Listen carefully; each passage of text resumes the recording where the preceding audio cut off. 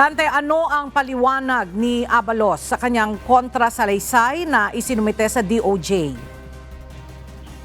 Ella, basically, sinasabi ni dating DILG Secretary Abalos ay wala namang basihan ang mga reklamo ng dating Pangulo. At kaugnay niyan, kanina ay naghain na nga ng counter-affidavit o sagot si dating Interior Secretary Abalos sa Department of Justice. Kaugnay ito sa patong-patong na reklamong isinampa sa kanya ni dating Pangulong Rodrigo Duterte. Nagugat ang reklamo sa panahon ng pagsisilbi ng warrant of arrest kay KOJC leader Apollo Kibuloy sa Davao City.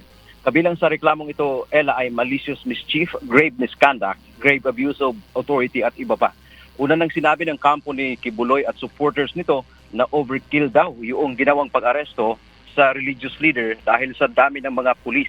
Sinira ng PNP ang kanilang property tulad ng bakod ng KOJC compound nang pasukin ito ng mga otoridad.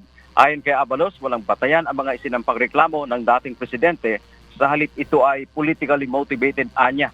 Dagdag pa ni Abalos, legal ang operasyon ng mga pulis sa KOJC compound. Ito ay sa pamamagitan ng warrant of arrest na inisyu ng korte laban kay Kibuloy.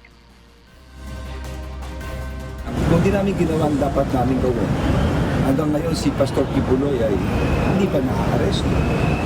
Part ito eh. So, kung ano man demanda nila, karapatan nila yan.